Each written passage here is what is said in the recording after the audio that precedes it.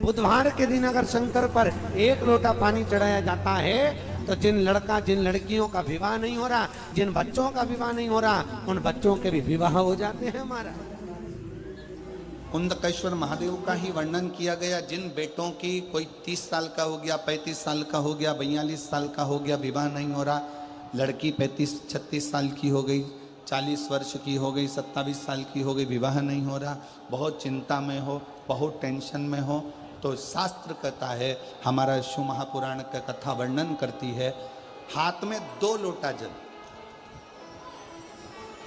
2 लोटे जल लीजिए और दोनों लोटे जल से शंकर भगवान का, जिस लड़का लड़की का विवाह नहीं हो रहा, उसी का हाथ से शिवलिंग पर दोनों लोटा जल आधी आधी मात्रा में चढ़ाइए। मतलब थोड़ा थोड़ा जल कुंदकेश्वर महादेव के नाम से चढ़ाइए। वही जल लेकर जाइए और बेलपत्र के वृक्ष के नीचे उसी जल से 7 धार, पेड़ की परिक्रमा करते हुए 7 परिक्रमा उसी जल से, दोनों लोटे जल से 7 परिक्रमा कुंदकेश्वर महादेव के नाम से करवा दीजिए। उसका विवाह होकर ही रहेगा, निश्चितता में विवाह।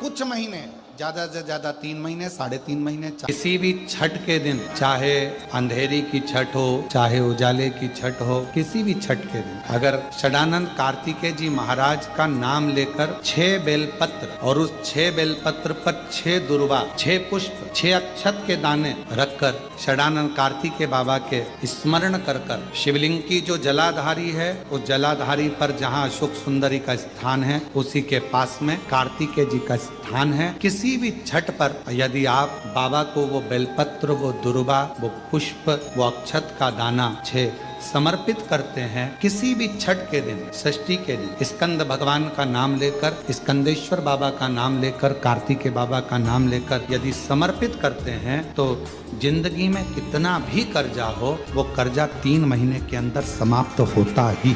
कितना भी कर्जा, साथ में आपका परिश्रम, साथ में आपकी मेहनत और आपकी दृढ़ता आती कि स्कंद भगवान के अगर केवल स्कंद पुराण को भी कोई जीव श्रवण कर लेता है तो मृत्यु, जीते जी भी उसके लिए मार्ग प्रशस्त होकर एक बार वो भगवान का दर्शन भले वो किसी रूप में करे, पर मरने से पहले उसको ऐसा महसूस होता है कि मैं बैकुंठ का दर्शन कर कर आया हूं। ये उसको भान होता है स्कंद पुराण को मात्र श्रवण कर लेने से।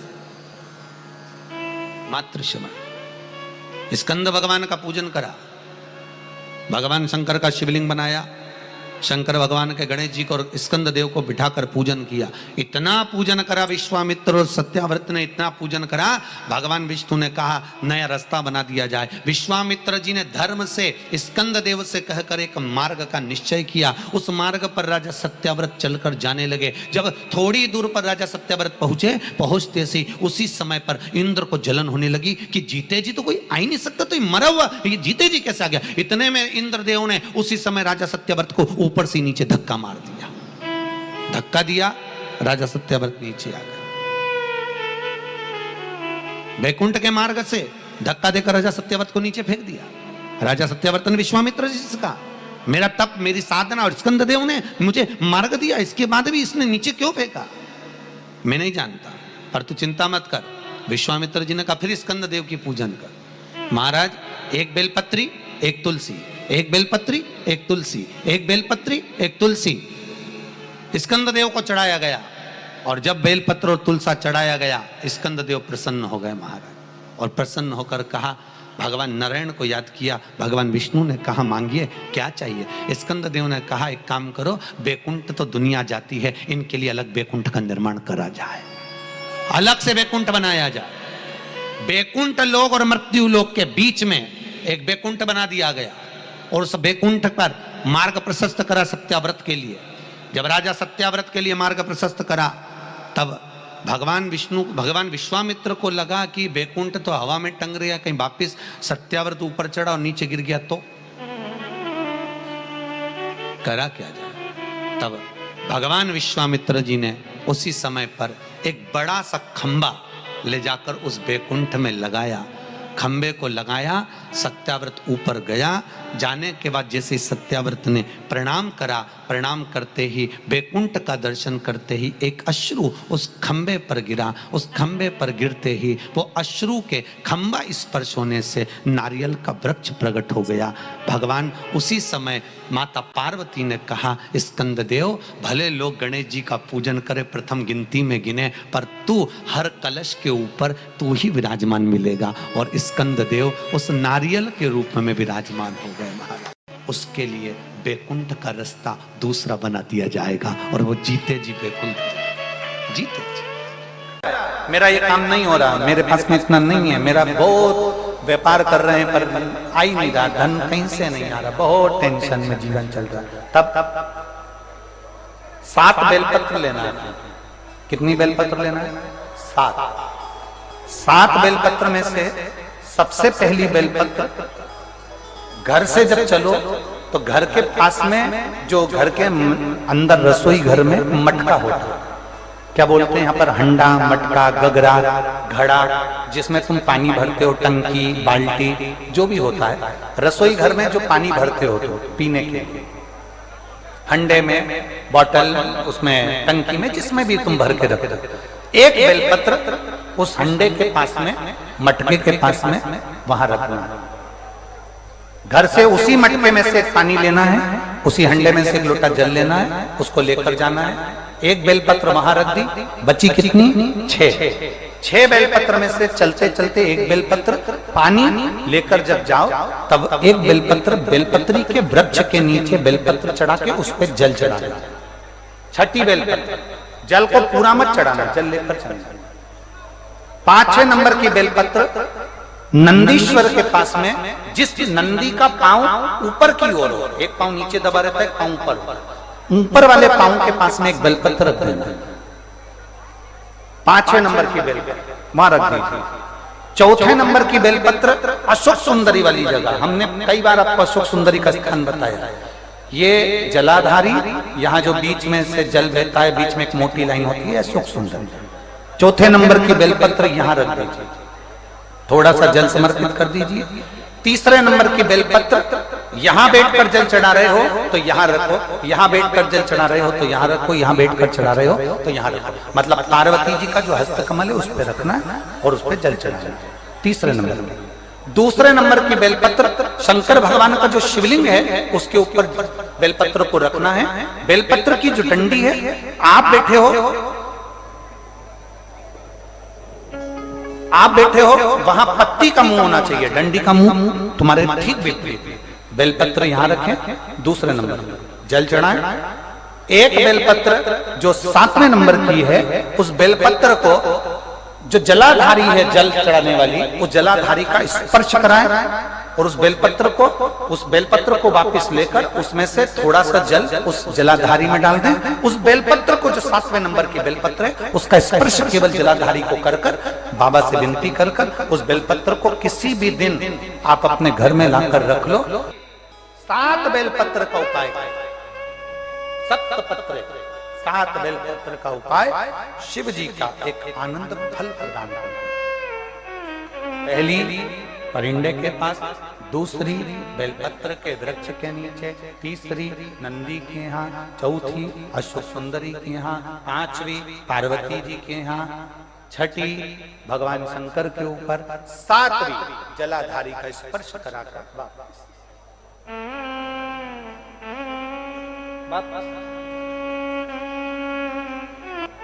जल कितनी जगह चढ़ेगा? केवल 5 जगह पर। एक बेलपत्री के पेड़ के नीचे, 2रा सुख सुंदरी की जगह, 3रा पार्वती जी की जगह, 4था शिवलिंग के ऊपर और 5वां जो जलाधारी है ऊपर, उस 5 जगह पर एक ही लोटे में से थोड़ा थोड़ा जल वहां चढ़े और बाबा से विनती करना है आपको, बाबा मेरा ये दुख है आप मिटा दें, बाबा मेरा ये कष्ट है समाप्त करना बाबा। कोई तुमसे कहे कि घर में शिवलिंग नहीं रखना, समझ लेना वो मूर्ख बना रहा है। घर में शिवलिंग होना चाहिए।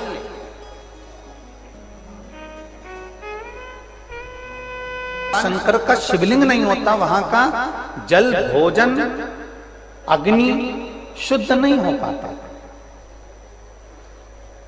शुद्धता का भाव नहीं दे पाता। और एक और बात अपने अंदर उतार के रख लो, जितने लोग टीवी चैनल के माध्यम से सुन रहे हैं और जितने लोग पवित्र भूमि पर सुन रहे हैं और जितने लोग पूरे देश और विदेश में इस आस्था चैनल से और फेसबुक यूट्यूब से कथा सुन रहे हैं, बहुत ध्यान देना। सारे देवताओं की प्राण प्रतिष्ठा करना पड़ती है। राम जी की प्राण प्रतिष्ठा करना पड़ेगी, भगवान कृष्ण की प्राण प्रतिष्ठा करना पड़ेगी, देवी जी की प्राण प्रतिष्ठा करना पड़ेगी। कोई देवता हैं, शनि महाराज हैं, कोई देव हैं, इनकी प्राण प्रतिष्ठा करना पड़ेगी। पर केवल एक देवाधिदेव महादेव नर्मदेश्वर महादेव कैसे होते हैं जिनके प्राण प्रतिष्ठा की भी जरूरत नहीं पड़ती। स्वयं दुर्वा जो उत्पन्न हुई है, इसमें इतना बल कहां से आ गया? शंकर भगवान बोले रहे, ओ इंद्र, तुम्हारे अमृत से भी बड़ी प्रबल है ये दुर्वा। जिस समय पर अमृत का कलश निकला, उस अमृत के कलश को देवता लेकर जा रहे थे, ले जाते राक्षसों से छुड़ाकर सबसे पहले इन्होंने समुद्र के किनारे पर उसको छुपाया। उस जगह पर भगवान विष्णु की जंघा के रोम पड़े थे जिससे दुर्वा उत्पन्न हुई थी। उस दुर्वा पर इस कलश को रखा, रखते ही एक देवता ने उसके उठाकर देखना चाहा तो उसमें से थोड़ा सा भाग अमृत का नीचे गिर गया जो दुर्वा पर पड़ गया। और आगे गए, फिर इसको छुपाया, वहां भी दुर्वा थी। फिर और आगे गए, वहां भी दुर्वा थी। सुन इंद्र, तेर को जो अमृत मिला तूने एक बार में पिया। ब्रह्मा को जो अमृत मिला वो ब्रह्मदेव ने एक बार में पिया। वरुण को जो अमृत मिला वो एक बार में पिया। पर इस दुर्वा को जो अमृत मिला वो 5 बार मिला। इसलिए पंच दुर्वा लेकर तू गणेश के पास जा और उसको दे, क्योंकि ये 5 अमृत के कुंड से भी प्रबल है। ये 5 अमृत के कुंड से भी प्रबल है, लेकर जा तू ये दुर्वा। और इंद्र ने दुर्वा दी, गणेश जी को खिलाई। जैसे खिलाई, गणेश जी के भीतर की जो अग्नि थी वो समाप्त हो गई। तकलीफ किसकी जिंदगी में नहीं आती? भगवान राम के जीवन में भी दुख आया, भगवान कृष्ण के जीवन में भी दुख आया। तकलीफ किसको नहीं आती? सबको। इसीलिए किसी के दुख को देखकर कभी खुश मत हो। जरा सा किसी के ऊपर तकलीफ आई और सब लोग मिलकर चर्चा करने लगे, अच्छा हुआ, अच्छा हुआ, बहुत बढ़िया हुआ, ऐसा तो होना ही था, इसने तो ऐसा करा, अच्छा हुआ। ना ना, किसी को बीमारी आई, कभी मत कहो कि दूसरे को बीमारी आती है ना तो दुनिया के लोग सोचते हैं कर्म का दंड भोग रहा है, और खुद को बीमारी आई, फिर खुद को तकलीफ आई, फिर खुद को कष्ट आया, फिर। इसलिए कभी किसी की जिंदगी में अगर तकलीफ है तो भगवान से प्रार्थना करना, बाबा इसके जीवन में दुख आया है, भले मेरा बेरी है, कष्ट है, मेरे से लड़ता है, पर बाबा दुख समाप्त करना। जब हम सर्वे भवन्तु सुखिनः की कामना करेंगे ना तो सबसे पहले भगवान सुख हमको देगा, सबसे पहले सुख हमें मिलेगा। इत्र की शीशी खोलिए, दूसरे पर इत्र लगाइए, सबसे पहले इत्र की खुशबू किसको आएगी? जम के बोलो, अपने। हमारा हाथ सुगंधित होगा क्योंकि हमने इत्र की शीशी खोली है। पहले सुगंध हमको आएगी, सामने वाले को बाद में, क्योंकि इत्र की शीशी हमने खोली है। हम जब दूसरे के लिए अच्छा बोलना प्रारंभ करेंगे तो सबसे पहले परमात्मा हमारा अच्छा करना प्रारंभ कर देगा। अच्छा, आपकी जिंदगी में कभी जीवन में अगर ऐसा लगे कि बहुत दुख है, बहुत तकलीफ है, बहुत कष्ट है, एक बेलपत्र अपने हाथ में रखो, उल्टे हाथ में, सीधे हाथ से उस बेलपत्र पर अपना हाथ रखिए, नंदीश्वर महादेव का स्मरण करिए, 7 बार श्री शिवाय नमस्तुभ्यं कहिए। फिर उस बेलपत्र को सीधे हाथ में रहकर, जो नंदी शिव जी के मंदिर में है, दोनों सींग है, उस सींग के ठीक पीछे नंदी का उभरा हुआ भाग है, उस भाग पर नंदीश्वर शिवलिंग का स्मरण कर कर बेलपत्र को चढ़ा दो। इस डंडी का भाग पूंछ की ओर होना चाहिए, पत्ते का भाग मुख की ओर हो, और उस बेलपत्र को बाबा के चढ़ाकर कितना भी दुख हो जिंदगी में, कितना भी कष्ट हो, नंदीश्वर महादेव का जब स्मरण आप करने लगते हो तो धीरे धीरे वो दुख कटना प्रारंभ हो जाता है। हमें कहे मेरे महादेव को छल प्रिय नहीं, मेरे महादेव को दिखावा प्रिय नहीं, मेरे महादेव को कुछ भी दिखावा नहीं चाहिए, कुछ नहीं, एकदम साधारण है मेरा महादेव। जितने मंदिर जाओगे उतने मंदिर में तो भोग लगेगा, 56 भोग लगेगा, पर मेरे महादेव को तो 56 भोग भी नहीं लगता, मेरे महादेव को 56 भोग की जरूरत भी नहीं पड़ती, वो तो अलमस्त रहता है। तुमने बेलपत्र दे दी, धतूरा दे दिया, जल चढ़ा दिया, उसके पास पहुंच गए, सुख पा गया।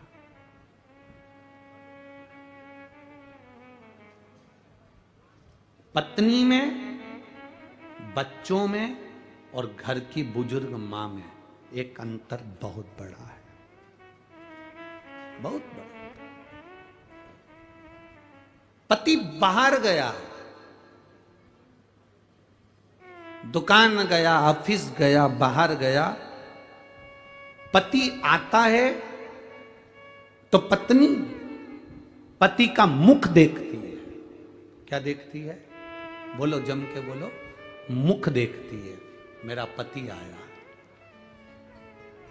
पति जब घर आता है तो बच्चे अपने पिता का हाथ देखते हैं, उसके हाथ में क्या सामान है, मेरे पापा क्या लेकर आए। पत्नी पति का मुख देखती है, बच्चे पिता का हाथ देखते हैं, और घर की बुजुर्ग मां अपने बेटे का पेट देखती है, मेरा बेटा भूखा तो नहीं। घर की बुजुर्ग मां पेट देखती है। हम दूसरे की बात नहीं कर सकते, पर मेरा महादेव, मेरा शिव, मेरा ओघड़ी, मेरा शंकर, जब तुम जल चढ़ाने जाते हो, जल चढ़ाते समय तुम्हारे हाथ को मेरा महादेव पहचान जाता है, कितनी दुखी है, क्या दुख है, क्या तकलीफ है, क्या कष्ट है, मेरा महादेव जान जाता है। इलाज की शुरुआत हाथ से होती है भाई। होम्योपैथिक हो, आयुर्वेदिक हो, चाहे अंग्रेजी हो, सबकी जांच हाथ से चालू होती है। बोलो सही है कि गलत है? बीपी, शुगर, थायराइड, बुखार, सर्दी, खांसी, जो भी जांचना है बीमारी, डॉक्टर भी हाथ पकड़ेगा, आयुर्वेदिक भी हाथ पकड़ेगा, होम्योपैथिक वाला भी हाथ पकड़ेगा। जांच हाथ से चालू होती है। इसलिए आपसे बार बार कहते हैं कि 1 लोटा जल महादेव को चढ़ाने जाओ, क्योंकि ये जांच हाथ से होती है। महादेव जल चढ़ाते समय हाथ देख लेता है, इसको तकलीफ क्या है, इसको कष्ट क्या है, क्या दुख है।